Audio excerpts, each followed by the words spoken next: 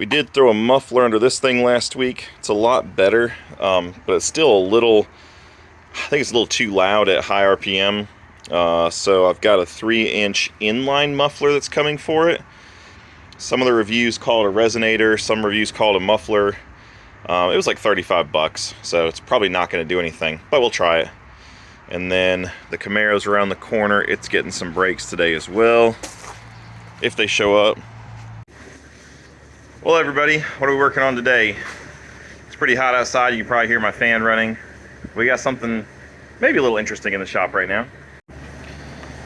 This is my 1992 Ford Escort GT, former SCCA ITA class race car. This thing's done a lot of stuff in its life. It was part of the South Atlantic Road Racing Championships, Atlanta Region SCCA Pro IT. Let's see what else we got here. Carolina Cup Series, SCCA Club Racing, Southeast Division Enduro Championship Racing Series. I don't know if this car actually did all this stuff or if these are just stickers they put on here. Hong Nor, those guys are kind of well known. Grassroots Motorsports. We are running Hawk pads. I'm assuming this is how much the car weighed in race trim, 2,325 pounds. This is also kind of a cool sticker up here. 2006 SARRC event winner. Pretty neat. Jim Stockberger was the driver at the time. So this thing has definitely seen some better days. Driver's door is really badly damaged. Taillight's busted. Shockingly, the rear bumper is intact. Anybody who knows these Escorts knows these bumpers just have not survived the last 30 plus years. The statement, driven a Ford lately. Not a question, just a statement. Once again, reiterating the class the car ran in. So I got this car last year. A gentleman up in Tennessee realized he had too many projects and not enough time to get to all of them. So I made a deal with him on this one plus 2 other cars, or basically parts cars. In that time, we threw a fuel pump in this thing, messed with some wiring. Haven't really done a whole lot else. Changed some fluids. You can see it's pretty stripped down inside. We got a Kirky racing seat with one wing cut off for some reason. Weird roll cage with this bar that goes under your feet. Kind of awkward. We do have a Willwood, I guess that's like a brake proportioning valve, but it doesn't seem to do anything. Aftermarket steering wheel. Got a plethora of mirrors that don't really work very well. You know, full cage in the car. But yeah, so I got this car with the intention of taking the good parts and swapping them into my Lemons wagon. So chiefly we got the 1.8 Mazda BP engine. It is a 5-speed manual. Got some aftermarket ignition components. This engine powered by OmniSpark. It's got some kind of aftermarket fuel pressure regulator. Whole bunch of weird wiring stuff going on, but you know what, it works. These are cool. I've never seen these on an Escort before. This is some kind of an aftermarket adjustment plate for your suspension. Normally this shock mount is fixed. It just sits right in the top, in the center. You can't do anything with it. This has adjustment for both camber, and depending on how you rotate clock this plate, you'll adjust your caster. The internet seems to think that moving this back and changing the caster is one of the biggest improvements in this chassis. So curious to see how this ends up working out. Under here, we've lost part of the ducting, but this thing had ducts for the brakes. It's got some Hawk pads on it, and then these custom homemade coilover setup. It also has a lower tie bar connecting both halves of the subframe. It's got a 4-into-1 header. It was very loud. Dave and I threw a muffler under it last week. It helped. It's still very loud.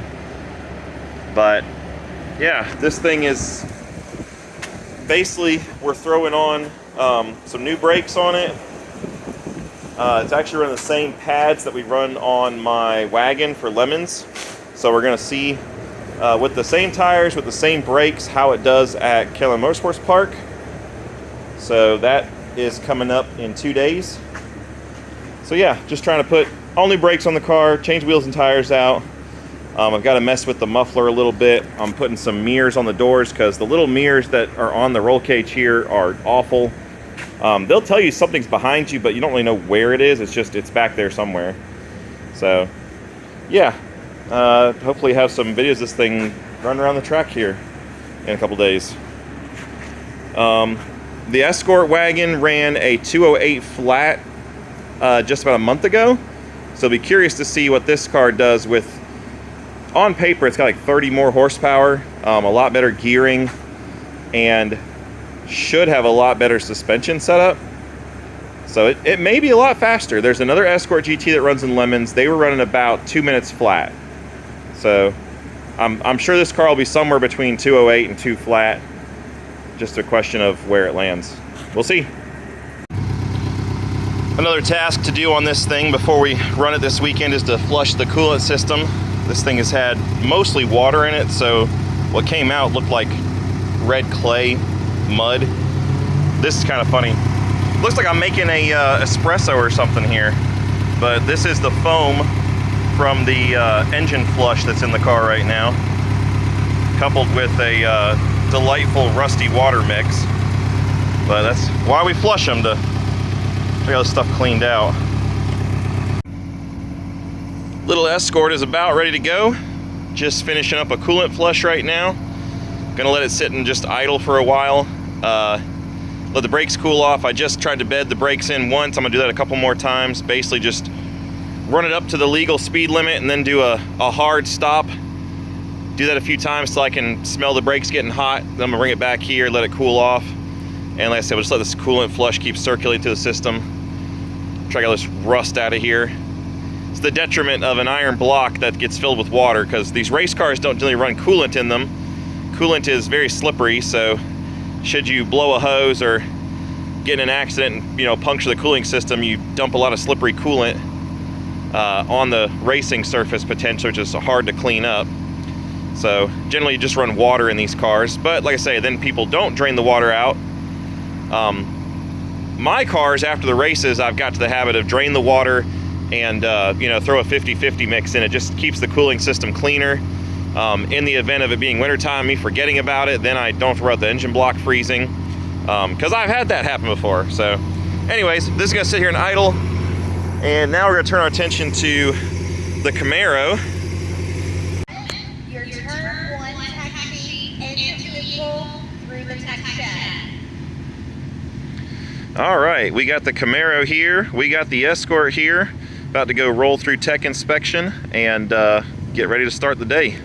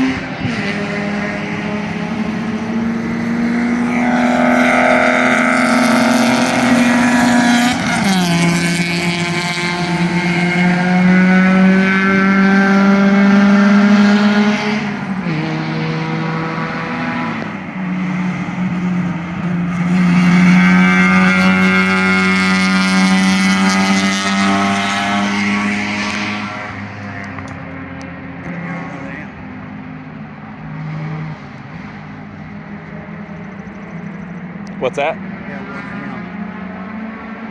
of him. Oh yeah.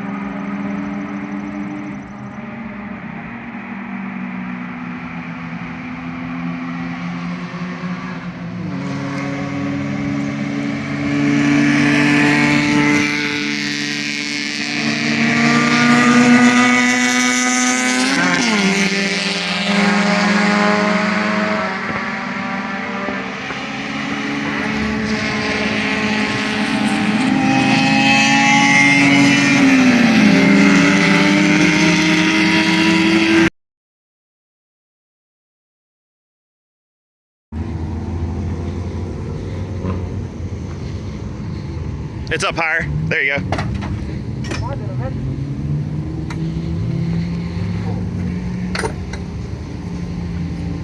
It feels good. I just really struggled to get it into third gear. Yeah.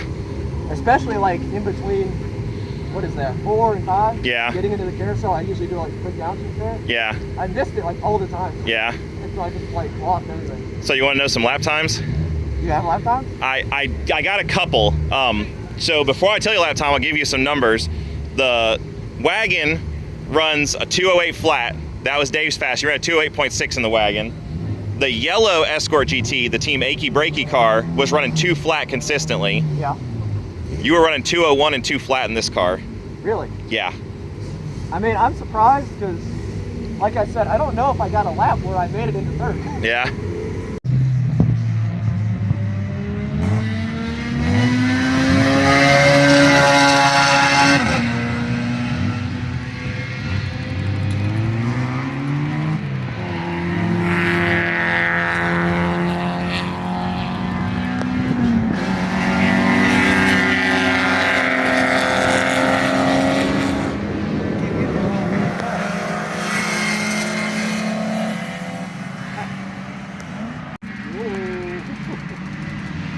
This one got away.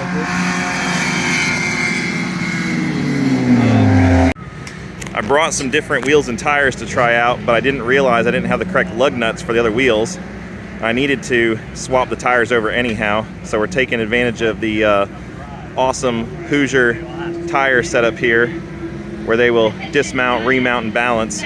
But it was hilarious pulling up this super nice setup in this grungy, ratty Camaro. All right, so for the last session, we swapped on a pair of Kumo Exta V730s onto the front of the car, and Zach said he felt like the car had more grip. These tires are new versus the Falcons were pretty well worn out. I don't believe the Extas have had a heat cycle on them, so now that he's run them for a session, they should be even better for the next session. The other thing he asked was if we could lower the rear tire pressures a little bit, try to get a little more grip in the back, so we did that as well. Otherwise, car is running like a trooper, just doing its thing. It's like a sewing machine. It just purrs and purrs and purrs. So, got 2 more sessions today. So next session, we just, like I say, change the tire pressure in the back. And now these tires have a heat cycle, should be a little better. And then I got 1 more change we're gonna do for the last session. We're gonna put the Azini RT 615s on the front and a pair of these Yokohama Advan Fleva all-season tires on the back, just to see how the car feels, how it does, what kind of lap times it does. So that's the game plan.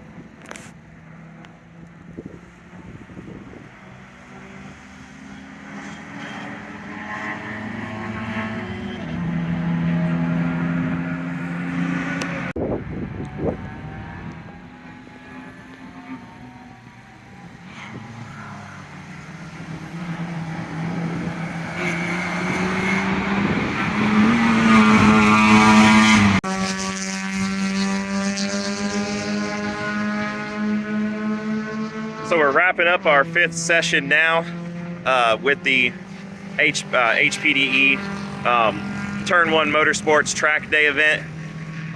Zach is running in the solo class here with a bunch of Spec Miatas, and the car has done awesome all day. You know, for a car that was basically in the woods, semi-abandoned for like 15 years, to do some maintenance items on it and put some fresh tires on it, fresh brakes, and go out and run. And it's been running all day. It's just awesome. Ran a bunch of 2-minute flat. He got down to a couple of low 159s in the last session. And then I handicapped him a little bit and put some less grippy tires on, just kind of see how it affected the lap times. And looks like he's lost about 2 to 3 seconds a lap on this set of tires. But still, good information to have, and just super happy with how the car is done today. Didn't get to run the Camaro. The Camaro has to have some sort of rollover protection, and we have no factory hardtop and no roll hoops or roll cage or roll bar, so got to add that before we can bring it back out here. But all in all, really successful day.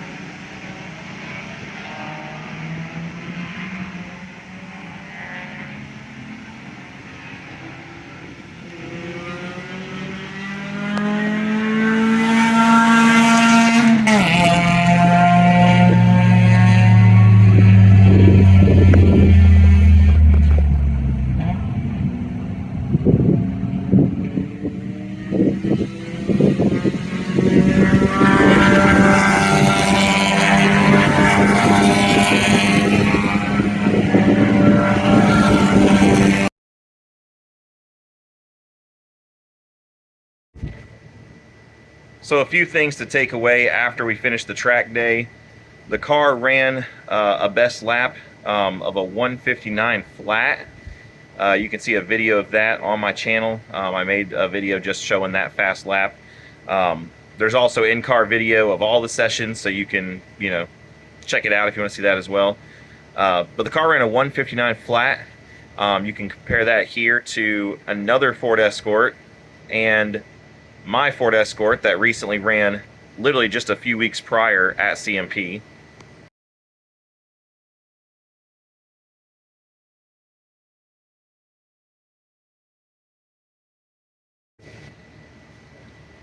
And then you can compare that 159 flat to the top 10 finishing cars in Lemons at CMP, again, just a few weeks ago.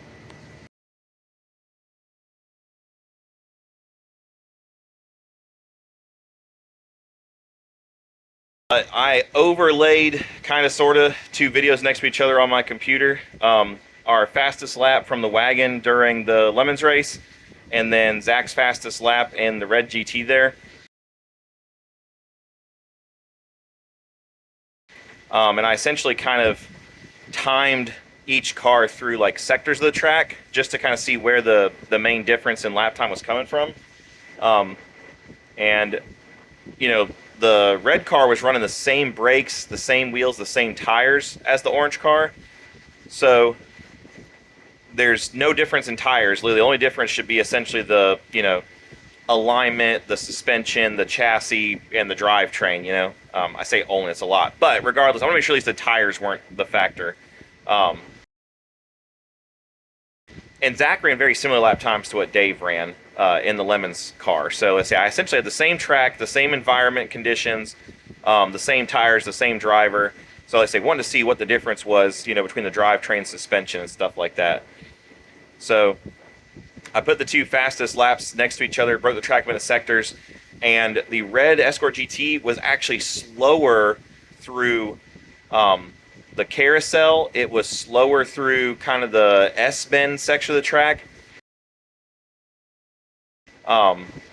Apparently it was losing time in the corners. Not much, but, you know, a couple tenths here and a couple tenths there and a half a second here. So it lost, I want to say, a little over a second through the technical stuff, the lateral grip sections of the track. But it made up all of its time on the straights. It made up significant time.